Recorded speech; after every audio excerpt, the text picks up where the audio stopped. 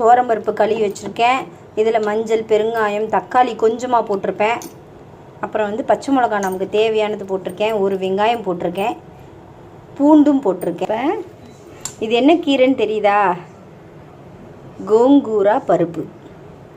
So இன்றைக்கி நம்ம கோங்கூரா பருப்பு இதை போட்டு வேக வச்சு கடைஞ்சி தாளிச்சிட்டா கோங்கூரா பருப்பு. கோங்கூரானா என்னன்னு தெரியாதுல்ல. ஆந்திராவில் கோங்கூரா இல்லைன்னு சொல்லுவாங்க. நம்ம தமிழ்நாட்டில் இது புளிச்சக்கீரை.